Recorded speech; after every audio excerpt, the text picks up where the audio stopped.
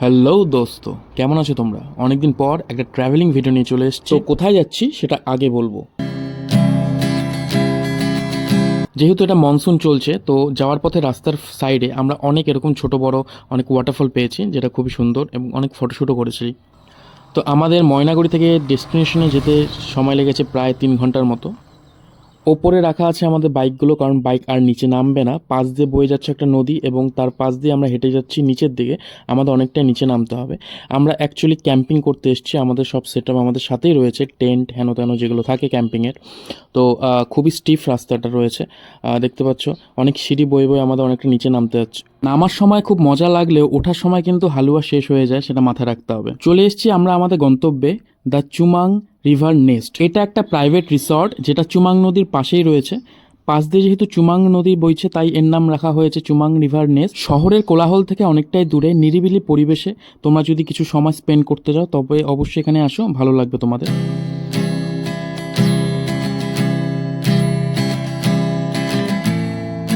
এখানে হালকা আন্ডারগ্রাউন্ড একটা রুম রয়েছে, সেটার ভেতরে এখন রয়েছে। এছাড়া ওদের পার্সোনাল টেন্ট রয়েছে, সেখানেও তোমরা চাইলে থাকতে পারো। এখানে পার পার্সন 1200 থেকে 1500 টাকা, বাট সিজন ওয়াইজ সেটা ভ্যারি করে। কিন্তু আমরা এখানে থাকবো না, আমরা আরেকটু দূরে চলে যাব, যেখানে নেচারকে আরও কাছের থেকে ফিল করা যেতে পারে। তার জন্য আমাদের এই রিভারটা ক্রস করতে হবে। দেখো কীভাবে আমরা রিভার ক্রস করছি। জুতা পরে একটু পরে জুতা আমাদের খুলতে হবে, না হয়তো জুতা ভিজে যাবে, কারণ বৃষ্টি হচ্ছিল প্রচুর পরিমাণে আর জলের লেভেলটাও হালকা করে বেড়েছিল। তো প্যান্টকে আর বাঁচাতে পারলাম না, প্যান্টটা অলরেডি ভিজে গেছে। তো এটুক তো হবেই ভাই, ক্যাম্পিং করতে আসলে এটাই তো মজা। এই যে পাহাড়গুলো দেখা যাচ্ছে, এগুলো কিন্তু ভুটান, আর মাঝখান দিয়ে বয়ে গেছে চুমাং নদী। তো এই নদীটাই ডিভাইড করেছে ইন্ডিয়া আর ভুটানকে। তো চটপট আমরা আমাদের টেন্ট খাটিয়ে নিচ্ছি, না তো পরে বৃষ্টি আসলে খুব প্রবলেম হবে। এমনি অল্প অল্প বৃষ্টি পড়া শুরু হয়ে গেছে।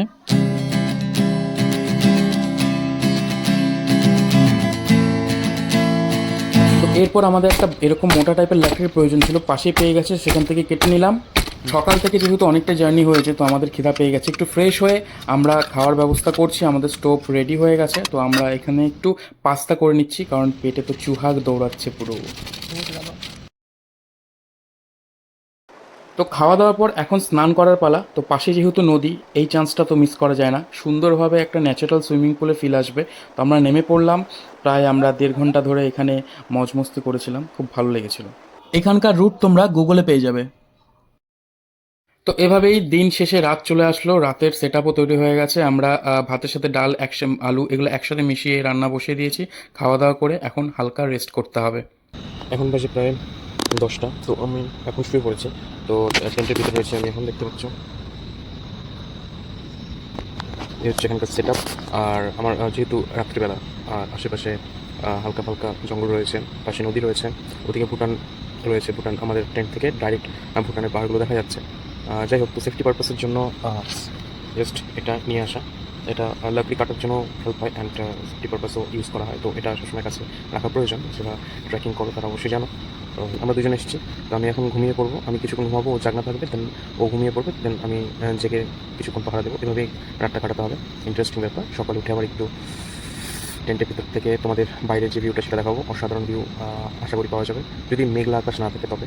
তো দেখা যাক কী হচ্ছে। চলো, গুড নাইট।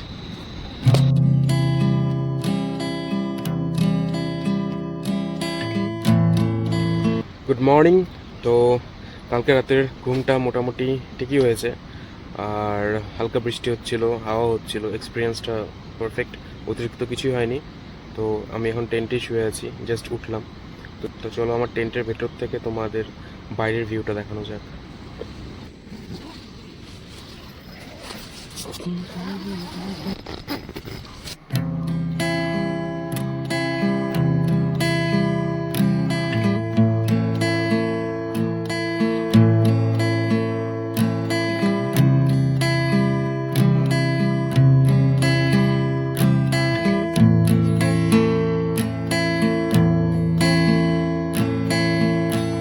আমাদের সকালের ব্রেকফাস্ট চলছে আর কি, হালকা black coffee and good day. কিভাবে যে এতটা সময় প্রকৃতির মাঝে কাটিয়ে দিলাম বুঝতেই পারলাম না। তো মাঝে মাঝে এরকম ট্রিপ করা খুবই দরকার, একঘেয়েমি জীবন থেকে একটু রেহাই পেতে। প্রতিবারের ন্যায় এইবারও এই ক্যাম্পিংটা আমাদের খুবই সাকসেসফুল ভাবে কমপ্লিট হয়েছে। তো খুব শীঘ্রই আমরা নেক্সট ক্যাম্পিং এরও প্ল্যান করব। এখানকার ওনারের ফোন নাম্বার আমি আগে স্ক্রিনে দিয়ে দিয়েছিলাম, ওটা দেখে নিও। তোমরাও আসো, খুবই ভালো লাগবে, কথা দিচ্ছি। কি আসবে তো?